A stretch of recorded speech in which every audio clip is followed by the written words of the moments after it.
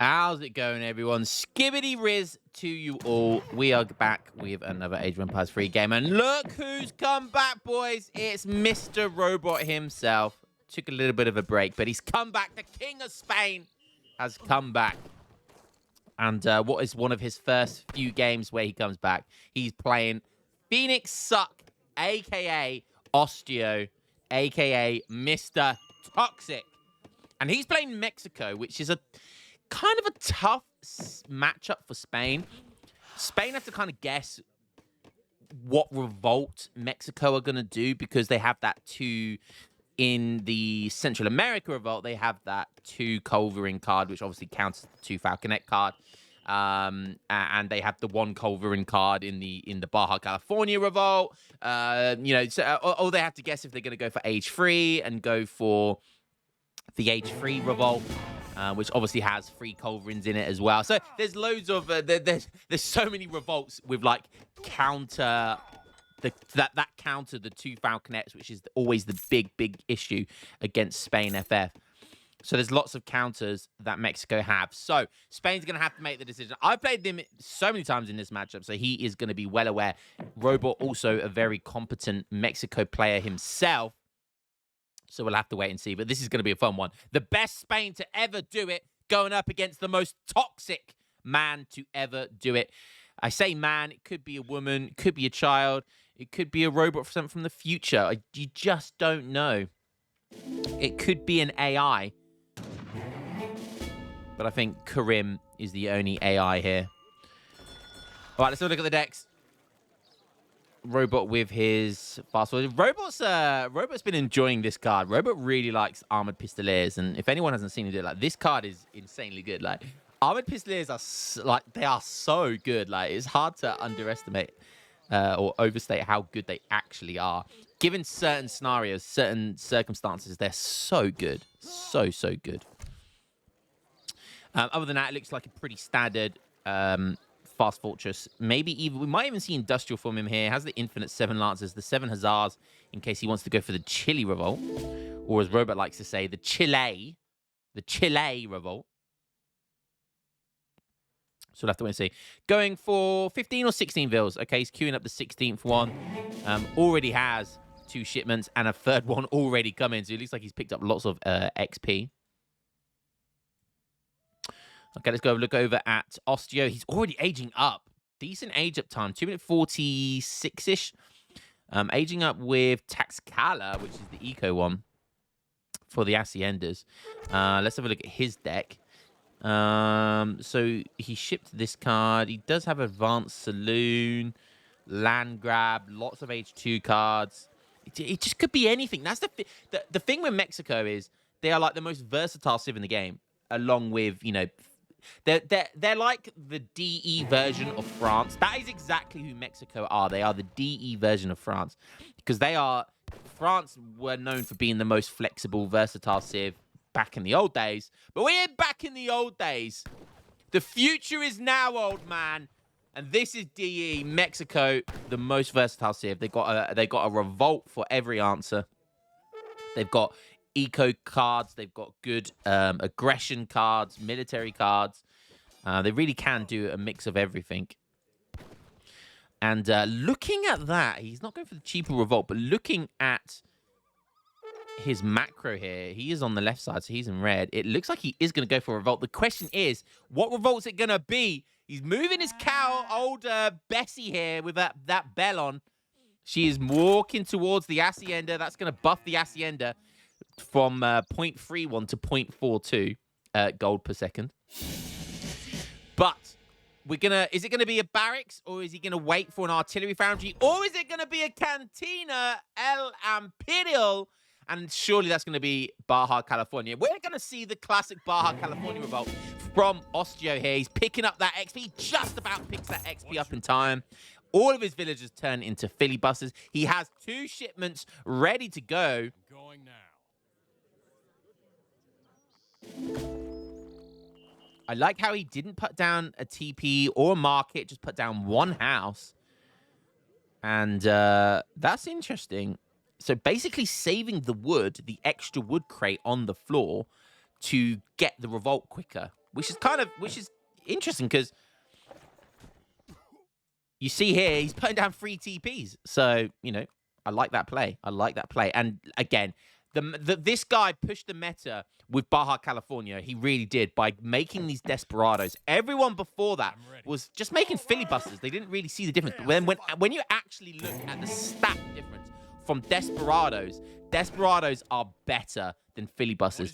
Filibusters, of course, they can build buildings, but damage output, Desperados are just better without a shadow of a doubt. They have that charged ability as well, which does like 45 attack. They also have 14 range for that charged ability. Yeah, and they have a 1.5 fire rate, essentially doubling the damage there, 15, whilst the filibuster does 24 at 3 rate of fire. So Desperado is just a better all-round unit for doing damage and just kind of getting in there and sieging and all that sort of good stuff. But filibusters, they can remake buildings, so there is a place for filibusters. Yep. And now shipping this card right after him. This is going to be tough. We see Walker's gang. How is Robot going to deal with this? Robot is halfway through aging up. Of course, he's gone for the 700 coin into 700 wood. And rushing down, you can see all of his villagers, all hands on deck. Build buildings as quickly as possible before they get sieged. Osteo could be in his base by now. And you can see here with the 700 wood, he even puts down a second outpost. And shipping 7 Rodoleros behind this as well, just for an extra bit of defense. So Town Center Fire, Minutemen, double outpost up against Baja California right now. How's this going to go down? Phoenix goes straight into the Town Center. I'm not sure I like that. I would go for the houses. 100% I would go for the houses. Pop cap in. And Musketeers come in. The Rodoleros come in. The Minutemen comes in. The Explorer gets brought back. Everything possible with the 2 outposts for TC Fire.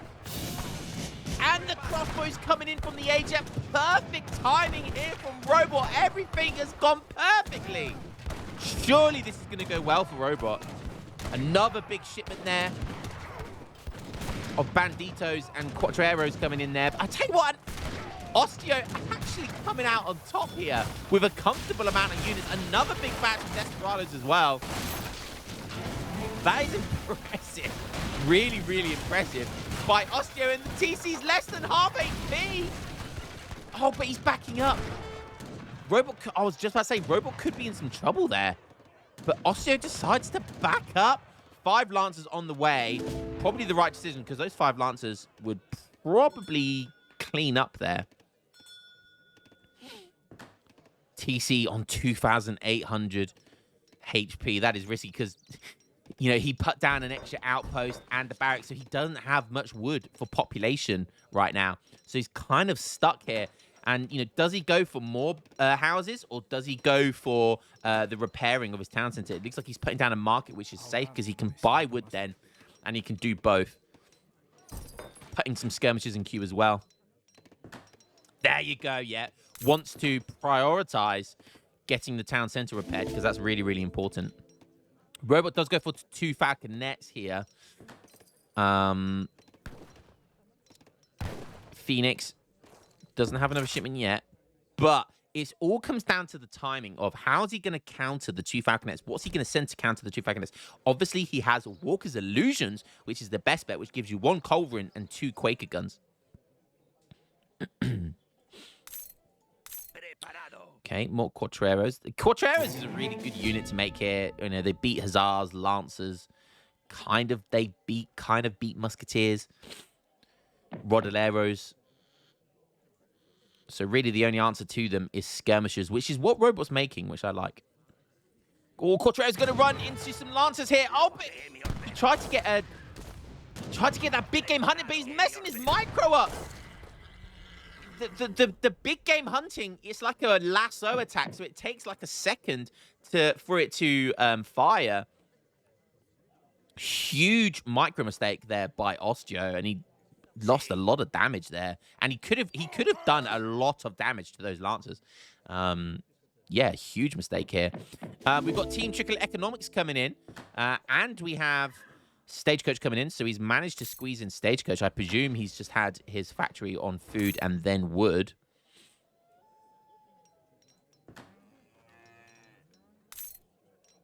So now, with Team Checker Economics, he's going to be getting 88 coin every round here. Quatreros, just trying to see what they can find. So going for some eco now. Soldier of Fortune would be a good card. But like I said, the moment the push comes in, he needs a way of dealing with these Falconets. Maybe he can just deal with them with the Quatreros. However, he's pushing in now, and he has the shipment ready to go, and it is going to be Walker Losers. You can see it comes in very, very quickly. Where they're going to spawn from? Oh, I'm not sure about that spawn, though. The Quaker guns come out. The Culverin comes out, but oh, it's going to get one Falconet, but not the other. That could be huge. That could be absolutely huge. Now the second big battle of the game here. Skirmishers doing so much damage to these Quatreros and basically everything here. But Bandito's in the back as well. This Quaker gun does 0 damage, even though it looks like it does do damage. Rodalero's going on guard mode. Oh, just soaking up so much damage. Good micro there by Robot. These Mexico versus Spain games are always high octane. And honestly, oh, but 5 Quatreros coming in. Is he going to be able to finish the Falcon net? Yes, he does. And now he's going to go on melee mode, probably. But the skirmishers will still do really well. But look, Quatreros have 20% range resist. They have 11 hand attack. Desperados to have high output damage as well, but I think Robot is going to do just enough here. More skirmishers coming in from the back. He's shipping Rodaleros, more Quatreros here for Osteo, but has he run out of steam? Like, what does he make? Yeah, Banditos is probably his best bet here. He's got another shipment almost ready, but he's down almost half score. It'll take more than that to keep me down. Orders. And is this going to be too much? What does he have? If he can get 5 Banditos out here and they can use their dynamite attack, maybe there's a chance. Maybe, just maybe. Oh, but the Rodalero's steaming in.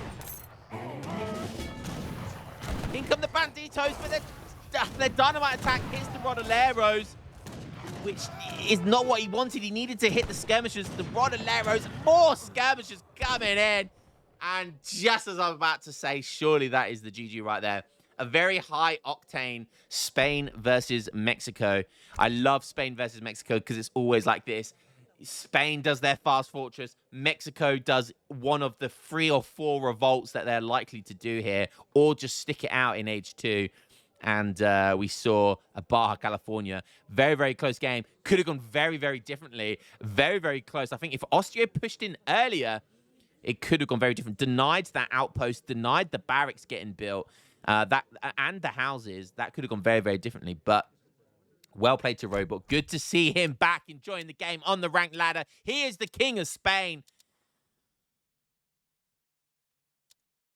24 rods to 23 Quatreros. What a fantastic, fun, little high-octane game right there.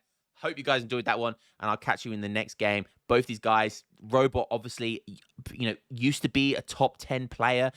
When he focused on the ranked ladder and purely played Spain, he would always be in the top ladder. I really hope we get to see him in the top ladder again soon as well. Osteo, he's been on the top ladder. He's been 1900 elo, 1800, you name it. He's done it all. He's been in every elo. He's taken names from every elo level, and he is Mr. Toxic.